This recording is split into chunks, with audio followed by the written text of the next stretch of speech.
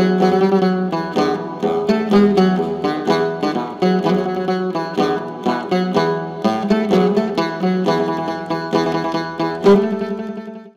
again, this is Tom Nickel, welcoming you to the 14th episode of the Cambodia VR Project podcast.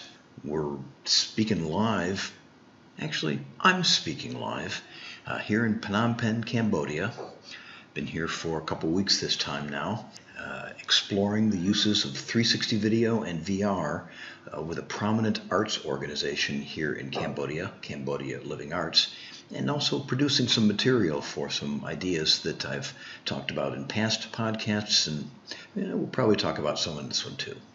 But I would say the aspect of the project that I put most attention into today is one of the subtle aspects. It came up in a funny way. It wasn't expected. When I was here last time, stayed for a little over a month, and I didn't focus on my relationships with CLA, Cambodian Living Arts, but kind of at the idea, kind of soft direction of the CEO of Cambodian Living Arts, Plume Prim. He said, learn more about Phnom Penh, other organizations there, the whole kind of infrastructure. And I did. And I met people in high-tech areas that didn't really know that much about kind of the art community and Cambodian Living Arts, and of course vice versa. And I mentioned that as I was leaving in one of my kind of last meetings last time with someone at CL. And he said, well, maybe we should do something about that. We can have a round table or something. So here I come back now, and the idea of the round table has some legs, and not because someone has an agenda for it. It just kind of seems like a good idea, and why not? We could learn something from it, and what could go wrong? And so suddenly I found myself kind of with a neat idea that I actually now have to help implement and try to make sure that I can get our target is like 5 artists and 5 tech people, and I have 2 really kind of cool tech friends that I'm pretty much for sure they're going to come. I have a third for sure, and I know several other interesting people that just aren't really available, Wednesday at lunch. So what are you going to do? That's my knowledge base here is not deep. It might have a certain breadth, but it's not deep. But I'm going to go meet with someone actually tomorrow at a co-working space and maybe find a couple more people. So I think it's all going to work out and be great. But so why I'm mentioning it now is I didn't do a heck of a lot of project work today. I had a blast. I love Sunday. Because I have other activities going on. But I spent some time planning and then writing about how I see the event Wednesday going. Who's going to go first and do the second introductions, and what will we do, any kind of structured introduction activities or any structured post-introduction kind of whatever, exploring the boundaries and interstices of art and technology together kind of exercises.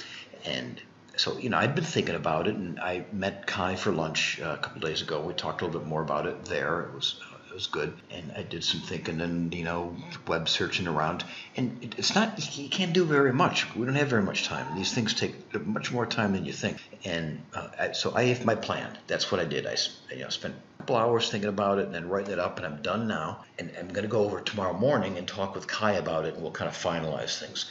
The intros, I kind of have 2 possibilities, and we can't really do both of them. They each take about 20 minutes for the size we'll have, 10, 12 people. One of them is 2 truths and a lie. I think 2 truths and a lie is really one of the great icebreaker games, especially if it's introduced right, as a kind of really a game where you're trying to win. You're trying to trick people into putting things out that they think would be true about you, or that they'd never believe would be true about you, and get them to guess wrong. And if you put it out that way, it's a lot of fun. But even if you go kind of lightning rounds, you got to take 2 or 3 minutes per person they quickly say their thing, and then everyone's got to go pop, pop, pop, pop, pop, kind of voting. But so altogether, I think it would take 20 minutes, 25 minutes. That's okay, but then we couldn't also do another technique, which I think would be particularly appropriate for this situation. And so I actually tend to favor it over the 2 truths and a lie, which is where you pair up the artist, tech person, and each introduce themselves to the other, and we'd give some structure to that, give them a little card so they'd remember it, your name and where you were born, and kind of what work you do now. But taking kind of an appreciative inquiry approach to tell me about one of the best times. Also ask them perhaps to describe a project where just everything worked great, the working on it and the people and the results. Describe something like that. And then the other partner in the pairing does the same. And then each of those introduces the other, when it's all through, all around, to the whole group. So you have to listen carefully when someone is introducing themselves to you, because you're going to be responsible for then introducing that person to the whole group and sort of getting it right. And it's a very interesting exercise too, because you sort of hear what someone heard about what you said, all those things. And you get an ally. You get someone that for the rest of the day you can just comfortably talk with. At lunch, you never have to worry about sitting all by yourself and how am I going to make conversation. It's a good one. So that's actually what I think we should do. And then the other, the main body of it all, and again, this is supposed to be very lightly activitied, is simply that I found, I think 6 or 7 or 8 really good quotes about kind of that involve the boundaries and the interface and the collaborations of art and technology and science. And I will print those out on a big piece of paper and again, divide up into pairs and half of them sit down, the other half goes up, and each kind of randomly takes one of those quotes, looks at it, in 2 to 3 minutes, just says, kind of what that quote means to them.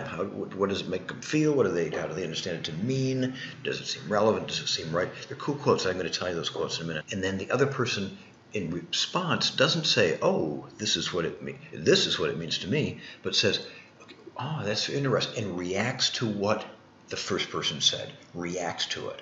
So let me just get over here where I have those quotes. I have them all. I found them in a place where I have the picture of the person who made the quote, and then the quotes there by the side of their picture, so it kind of looks more like a card, and it'll just be kind of nicer, a little bit more classy. The classic of all art and technology quotes has got to be Albert Einstein. So here I got a picture of Einstein and then kind of a black background, text in white. After a certain level of technical skill is achieved, science and art tend to coalesce in aesthetics, plasticity, and form.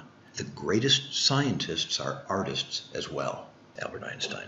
So that's a pretty good one. And I'm going to read the rest of the quotes now too. Stuart Brand. Once a new technology rolls over you, if you're not part of the steamroller, you're part of the road. That was Stuart Brand. Stuart Brand is the first editor, publisher of the Whole Earth catalog, now associated with the Long Now Foundation. This is from Richard Feynman, probably maybe the most well-known modern physicist. For a successful technology, reality must take precedence over public relations, for nature cannot be fooled. I can say that again. For a successful technology, reality must take precedence over public relations, for nature cannot be fooled. I'm not so completely sure I agree with that. I mean, I'd like that to be true. Anyway, Arthur C. Clarke. You've probably heard this one before. Any sufficiently advanced technology is indistinguishable from magic. Arthur C. Clarke, great science fiction writer. I've heard that quote. I heard it a long time ago, maybe 50 years ago. I was reading Arthur C. Clarke as a writer, and I'd have to think about what that really means to me.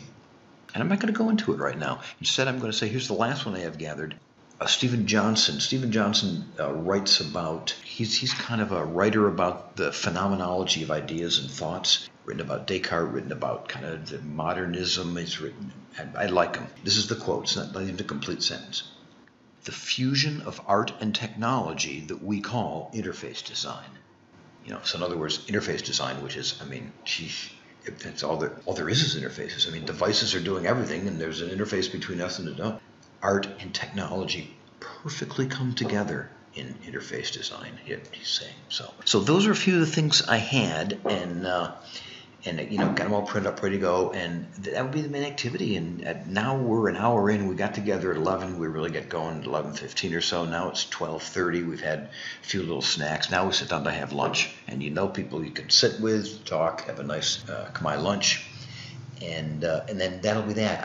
I'm not I don't have a closing idea. Maybe, kind of live, we'll think of something, or maybe I'll think of something before the event itself. We'll see. But that's where I am right now. And I did a lot of other things today. I had my language lesson, but it wasn't project related. And I'm trying to keep this more or less a project related podcast.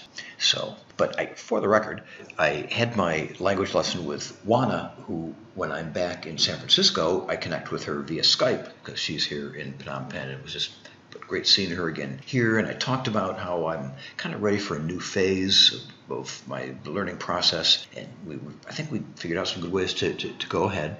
Later on, I had my book reading group reading a long, extensive book on Cambodian history. We're now up to the late 1800s, early turn of the century. The French really seizing hold in the French colonial period now. That was great. And then I went from there to this really just fun group of people who are volunteers and do Khmer language lessons for really a bunch of expats from all over the world who have come to Cambodia for one reason or another and want to learn the language better. And it's the spirit of the people who organize it and the teachers is very light. And they know their stuff, but it's really fun. And I had the best teacher yet that I've been with.